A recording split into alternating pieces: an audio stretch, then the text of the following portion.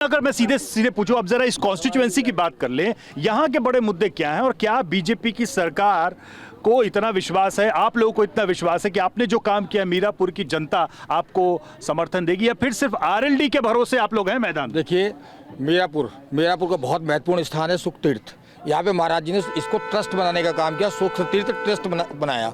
यहाँ पर तीर्थ वो बनाया आपका तीर्थ स्थल का इसको दिया है, और बहुत जल्दी यहाँ विकास कार्य। इसके अलावा वो कह रहे थे सड़कें में कमी मिले हैं, 80 सड़कें मील का विस्तारीकरण हो चुका। मेन रास्ता जो यहाँ से बीआईटी से लेकर बीआईटी तक जाता है, मेन रास्ते बनाए गए। दूसरी बात, एक चीज विकास में तो कोई कमी छोड़ी ही नहीं। ये जो प्रत्याशी की बात, जल्दी की नहीं, मैं अपनी बात कर रहा हूँ। जिनका जो प्रत्याशी है 2013 के दंगे का आरोपी कादिर राणा, उसका पुत्र वधू यहाँ चुनाव लड़ रही है। हमारी candidate Bharatiya Janata party candidate, सबसे भली कोई मुकदमा दर्ज नहीं, चारों सर हर वर्ग में उसकी वोट है। और कादिर राणा के हथियारों की खेप पकड़ी गई उसके यहाँ चुनाव के बाद। इसमें उसके बाद उससे बड़ा आतंकी, उससे बड़ा गुंडा कोई क्षेत्र में है नहीं। जवाब देखिए, ये भाजपा के लोग चाहे टॉप लेवल से लेकर निचले स्तर तक के नेता झूठ बोलने में हिचकिचाते नहीं।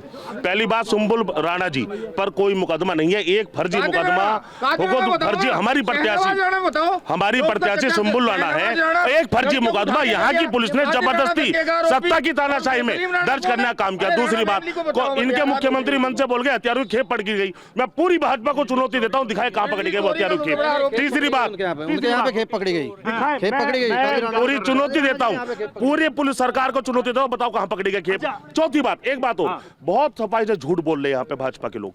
ये गंगा की धार हमारे सामने, ये सुकरताल एक हमारा पवित्र आस्था का केंद्र है, यहाँ पे बाढ़ आई हुई थी, ओवरफ्लो था पानी का। भाजपा के लोगों ने एक षड्यंत्र रचा, जनता के पैसे का दुरुपयोग करके यहाँ पे एक झूठा कार्यक्रम रच के अपनी पीठ थपथपाई कि हम गंगा की धार ले आए। क्या है गंगा की धार? आज भी लोग कह रहे हैं यहाँ पे पानी नहीं है। जनता के पैसे को खर्च करके झूठ के साथ अपनी पीठ थपथपाने का काम किया।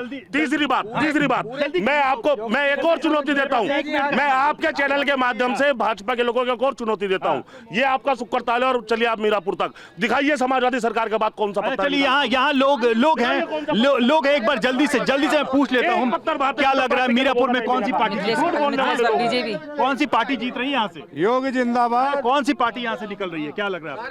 भाजपा पार्टी निकल रही है। योगी जी। कौन सी party? Yogi ji. Azad Samaj party. Azad Samaj party. Lokdal BJP party निकल रही है।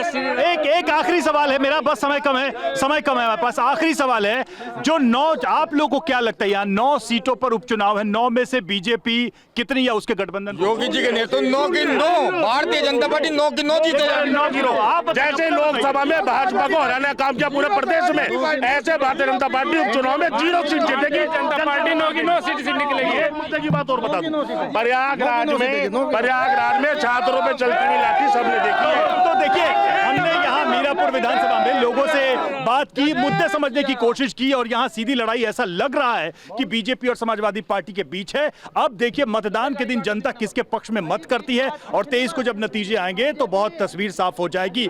फिलहाल 27 के सेमीफाइनल में आज मीरापुर विधानसभा से इतना ही।